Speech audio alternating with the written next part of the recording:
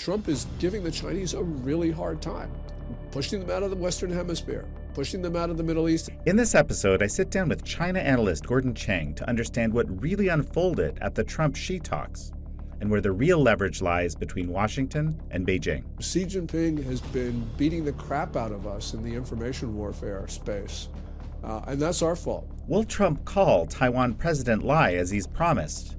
Do you have any plans to call President Lai of Taiwan? I'll speak to him. I speak to everybody. And be the first sitting U.S. president to make such a call in 47 years? I think the United States in general should just say to Xi Jinping, Taiwan's none of your business. How are shifting alliances reshaping the geopolitical chessboard? And how close are we to a major confrontation? China is far more powerful than Osama bin Laden ever was. So we got to recognize that although we're a far more powerful society than China, we can lose our country. This is American Thought Leaders, and I'm Yanya Kellick. Gordon Chang, such a pleasure to have you back on American Thought Leaders. Thank you so much, Jan. There are such different readouts on what happened during this Trump-Xi meeting recently, and I just want to get your take on it. What do you think really happened? We don't know at this stage. For most U.S.-China summits, they're canned. Everything's decided beforehand. This one wasn't, which means that Trump was negotiating really important and substantive matters on hostile territory without a script. We know that the readouts between the White House and China are different in some respects. But the thing here is that we don't know what they talked about. And so this is only going to become evident weeks, months down the road. And I think that historians are going to be talking about this summit for quite some time, because in some respects, it was historic. So I think that there's a lot we don't know right now. People are saying that Xi had the upper hand, that Trump had the upper hand. I mean, some really divergent analyses that it's difficult to comport. How do you see it? Oh, Trump certainly had the upper hand. He represented the far stronger country. China right now is in distress. Its economy, as we can see from the April numbers, could very well be contracting. If it's not contracting, it's growing at a very low pace. And China needs very high growth in order to deal with the debt that it's accumulated, especially since the 2008 downturn. You have a China which is demographically, it's in a collapse. It now has 1.4 billion people as officially reported. By the turn of the century, it's going to lose half its population, maybe 2/3. This is the biggest demographic collapse in history in the absence of war. So we just don't know what's going to happen. The Chinese people are really unhappy at this point. They're pessimistic. They're opting out of society. You have a military which has been decimated by Xi Jinping's purges. The Communist Party is in disarray. But fundamentally, you have a China which needs to import large amounts of energy and food. The U.S., in contrast, we're self-sufficient in both of those. We're the largest producer of oil and gas in history. So, it's just no question about it. I know a lot of people don't like President Trump, but they need to come to some balanced assessments of what's going on. Now, this is not to say that President Trump did better at the summit. It's just to say that coming in, even though he was traveling to China, he had the upper hand. One thing I noticed at the summit, thinking back to 9 years ago, and, you indicate kind of one area that's changed. I do think the U.S. position has increased, if you will, and I think that's what you were suggesting here. But what about this great pomp that we saw? I think it was much more significant than the last time. What's your take? Yeah, I haven't looked at the 2017 arrival ceremony, and it's probably about the same. This time, maybe a little bit less. I don't know. But what is different, though, is Xi Jinping was extremely arrogant this time. And he had, I think, very few reasons to. Remember, Trump comes into the summit. He has been pushing China out of the Western Hemisphere. He's been pushing China out of the Middle East. He's the one who is making the decisions in the world, and he's driving events. and the Chinese are, for the most part, bystanders. But nonetheless, Xi Jinping wanted to play this very arrogant type figure. And he actually convinced media around the world that he was in charge. Thursday, everyone talks about his comments on Thucydides' trap. I mean, that refers to a period where you have a declining hegemon dangerously challenges a rising power. And that has been the framing. But Xi Jinping was even much more arrogant than that because he used the phrase new era. New era is a time when China dominates the world, rules the world maybe, and the US is nowhere to be seen. So we have a very arrogant figure, and people sort of glommed onto that. But we got to remember, this was not a confident Xi Jinping, because on Friday, when Trump went to Zhongnan High, the leadership compound, the Chinese put him in that chair, which was lower than Xi's. And that was just silly. And I think that really reveals an insecurity on the part of the Chinese. So whatever advantages they got from Thursday, and remember, Trump, he was very confident. He didn't reply to the insults. Whatever advantages the Chinese got on Thursday, I think they lost it on Friday. I often say that one of the most powerful tools that the Chinese Communist Party uses is propaganda, and they're very, very, very good at it. And what you're describing seems to me at an attempt to develop this kind of messaging of Chinese success, Chinese Communist Party success. Yes, they're very good at propaganda. Propaganda is very important for totalitarian regimes like China's. And Trump has disarmed the United States, unilaterally disarmed the United States in the information war. Taking down Voice of America and Radio Free Asia. Yeah, there might have been problems at VOA, but the solution is not to take it apart, but to reform it.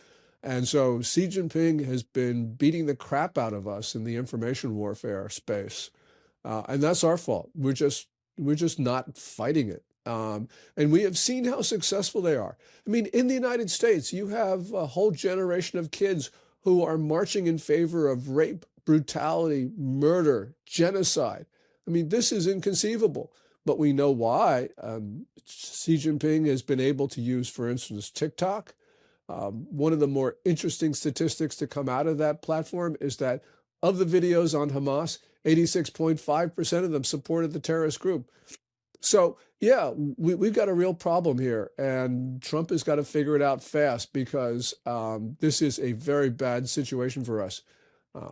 I just don't know what to say, except I just hope that we understand that right now information warfare accounts for a lot. Let's talk about Taiwan. There's a very curious juxtaposition that I've noticed. One of them is that on the one hand, we have basically a pause on the arms sales to Taiwan, which is interesting. And on the other hand, we have the president, I believe, committing to a phone call with the Taiwanese president, really for the first time, I think, in 47 odd years. What do you make of that? There's a lot going on here, Jan. First of all, you're right. American president has not spoken to a Taiwan president since the break-off of relations, 1979, 47 years. I'm not sure this phone call will actually take place, but for Trump to say that in public by itself, it got the Chinese upset. It's reporting that they have postponed Elbridge Colby's visit to China. He's the Undersecretary of War. And so that mere answer to a reporter's question has triggered a lot of anger in the Chinese capital. Good for us. But there's a lot here. So, for instance, the Chinese Foreign Ministry, they put out Xi Jinping's comments on Taiwan, really belligerent and hostile. Secretary of State Rubio, after the meeting, sort of put a different view on it. He said, well, look, of course, they always raise the issue of Taiwan. We always listen, and then we move on. And that's what happened here, at least behind closed doors. But Trump made things a lot worse going back after the summit. He gave that interview to Bret Baier on Special Report. He talked about Taiwan arms sales as a negotiating chip for us. He said that he made it clear that China was going to be the one that determines whether we make these arms sales. I'm not sure that he had intended to say that, but it's on tape. And, he said all these other things about adopting China's framing on Taiwan, that Taiwan is causing problems. It's changing the status quo. It wants to go independent. Well, Taiwan is already independent. It has all the attributes of sovereignty in the 1933 Montevideo Convention. So, and Taiwan is not the one trying to change the status quo. China is, because it wants to annex Taiwan as its 34th province. And for the president of the United States to frame this in the way China does, especially when China frames it incorrectly, it's just wrong. Now, arms sales are going to be a really important topic here, because if we don't go forward with that $14 billion arms sale, it will say that it'll say to the world that China owns the United States. China makes American policy. President Trump has submitted to the intimidation of the Chinese. And that's not going to only unnerve Taiwan, it'll unnerve Japan and our other friends, and not just in the region, around the world, because the question is, what is the value of a relationship with the United States if the president of the U.S. is going to do what the Chinese tell him to do? So this is critical. Now, if Trump makes that arms sale announcement quickly, he's going to not only tell the Chinese that they don't own him, but he's also going to say to the Iranians, you better deal with the United States in good faith, because the United States has a lot of strength. Now, Trump has the upper hand, but that's not to say that he's going to come out on top, as I mentioned. And the Chinese could just wipe the floor with him if he accedes to their demands on Taiwan. I think the United States in general should just say to Xi Jinping, yeah, you're China and that's Taiwan, and Taiwan's none of your business. Gordon, one quick sec. We're going to take a break, and folks, we're going to be right back. And we're back with Gordon Chang, author of Plan Red, and on X, his handle is Gordon G. Chang. But lay out a little more of this Thucydides trap argument. Like, this is something that the CCP has been using for a very long time. Perhaps since Graham Allison wrote the book about this, right? The U.S. being the declining power and China being the ascending power, and this inevitability in his view of war, and China saying, no, we don't want that. But of course, we take for granted that we're the rising power and America's the declining power, but let's work together to prevent this problem. Anyway, that's how I read it, but I'd like you to kind of elucidate this piece a little more for me, please. Graham Allison makes the argument that we need to accommodate China because it is the rising power. And as he looked through history where you have a rising power and a declining hegemon, war results like 2/3 of the time or something like that. So this book has become very influential in the Pentagon. And therefore, we have acceded to the Chinese in many cases. But by doing that, we have made the Chinese more aggressive. We've emboldened the worst aspects of the Chinese character. Well, I'm not so convinced that China is the rising power at this moment. I mean, their propaganda certainly says that it is, but I'm seeing lots of indicators that it's going in a different direction. Yeah, China is not rising. And you can see it. I mean, you can go and look at the economy and all sorts of things. Just to give you one example, Xi Jinping, he reveres Mao Zedong. And he can't implement Maoist economic policies, but he can do a lot to undo what was implemented during the reform era. So we have now a Chinese economy that Xi Jinping has turned his back on consumption. He does not believe consumption should be the basis of the Chinese economy.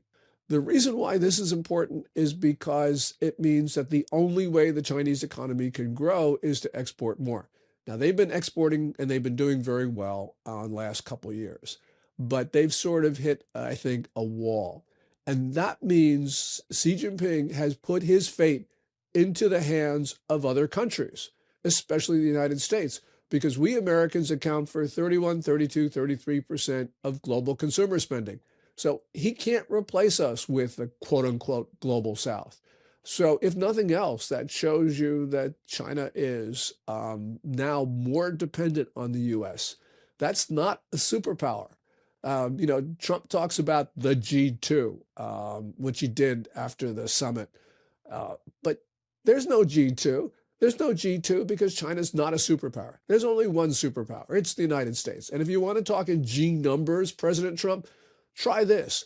Say G1, because that is the reality. You have China falling away, and I'd say, a couple years' time, even Chinese propaganda will not be able to hide it, because these numbers that are coming out of the Chinese economy this year, they are very, very distressing. One way to interpret what President Trump is doing, I mean, he's been using this tariff regime quite extensively, even though there's some questions about how exactly it will continue given recent Supreme Court rulings and so forth. But he's been using it. Clearly, we've seen the Chinese starting to dump goods into Europe and other places because of the effectiveness of these tariffs. And the Chinese have also, under the Communist Party, developed some pretty significant leverage, whether it's the critical mineral processing, rare earths, whether it's the medical precursors. There's other points of leverage. So one way to interpret it could be that he's looking to get rid of those types, the leverage that the CCP has developed against America, while bolstering the leverage that America has, while talking nice, so to speak. What would you say to that? China has two major cards. One of them is rare earths. They have 92% of the world's processing of rare earths occurs in China, and they mine substantial portions of the world's rare earths. The other one is an even bigger card, which we don't talk about as much, which is pharmaceuticals. If you look at the key starting materials and the active pharmaceutical ingredients, those are the building blocks of completed pharmaceuticals. China has 100% monopoly on about 800, maybe 850 pharmaceuticals that Americans use. That's an astounding chokehold. Now, China can't weaponize it, I think, to the same extent that they can weaponize rare earths, but clearly those are two important cards. You're right. Trump is moving at Trump speed to reduce America's reliance on rare earths, and we're making some headway, not nearly as much as we need, but we're making some headway on pharmaceuticals as well. So yeah, Trump is talking nice to them while he's doing this. And remember, Trump is giving the Chinese a really hard time, pushing them out of the Western Hemisphere, pushing them out of the Middle East, as I mentioned. Trump has a foreign policy that really is, I think, driving Beijing to the point where they just don't know what to do. I mean, they carp and they complain. We heard Xi Jinping and Putin complain about the U.S. at their summit, which followed the Trump-Xi Jinping summit. The Communist Party of China is core evil, as someone said on television a couple of days ago. And even if it weren't, there is no possibility for long-term cooperation between the United States and China on this. In May 2019, People's Daily, which is the most authoritative publication in China, in a landmark editorial, declared a, quote, people's war on us. And yes, we're Americans and we think we can ignore what our enemies say, but people's war is a term that resonates in Communist Party thought.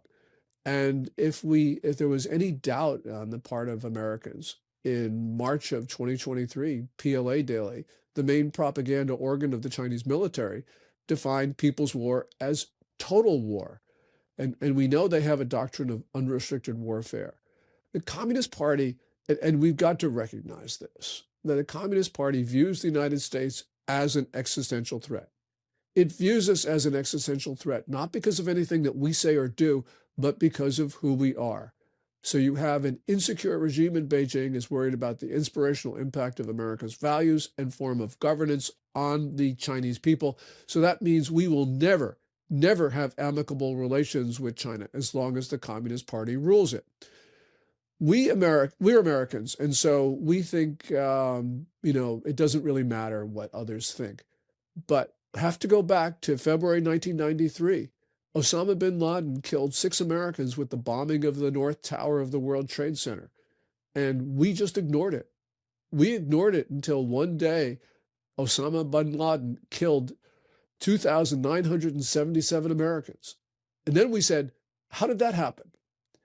Well, you can go back to Tocqueville or you can go to Mackinder, and they will all say the same thing, that democracies in general, and especially America's democracy, tries to ignore threats until it's too late. And that's us. Now, China is far more powerful than Osama bin Laden ever was. So we got to recognize that although we're a far more powerful society than China, we can lose our country because we're not defending it with the vigor and determination that's necessary. So let me ask you briefly about your thoughts on this superpower status, because you mentioned that China under the Communist Party is not a superpower. The US is probably the only superpower. But there's some indicators. I mean, it is the second largest economy. There's this nuclear arsenal, which is probably a lot larger than what is officially disclosed. There's this, kind of insinuation into hundreds of countries around the world control of the telecommunications infrastructure, at the very least, these debt trap diplomacy arrangements. I mean, China has really extended itself all over the world. So when you say it's not a superpower, can you kind of clarify what you mean here? There's no question China has a lot of reach, but China was able to put this together in a very different era when it was reforming its economy and society, when it was showing a kind face to the world. Now things are different, and China's position is rapidly declining. So you could say, well, was it a superpower 10 years ago? Yeah, probably was in a sense, but not now. It is a rapidly failing society. Now, people's perceptions haven't caught up with reality, but I think that one thing that's occurring, and we're seeing this now, especially among economists and economic analysts, they're seeing the Chinese economy start to rapidly deteriorate. I think that's going to have a change in people's perceptions. Then they're going to start looking at what else is occurring in the world with regard to China. And, I think they're going to come to the conclusion that China is not a strong state, except for the will of one person, Xi Jinping, who seems to be able to push around President Trump and others. But at some point, I think that even President Trump is going to have enough of it, because I think he's going to get tired of Xi Jinping trying to humiliate him. Trump is shrewd. He can see the weakness in the Chinese system, and he is going to exploit it. And that is, I think, going to be where we will be in the future. So eventually, we will get to the place where we will start defending ourselves. And when we do, and we're a far stronger society, it's going to become evident that there is only a G1. There is only one superpower, and it ain't China. Well, Gordon Chang, it's such a pleasure to have had you on. Well, thank you, Yon. I really appreciate it. Thank you all for joining Gordon Chang and me on this episode of American Thought Leaders. I'm your host, Yanya Kellick.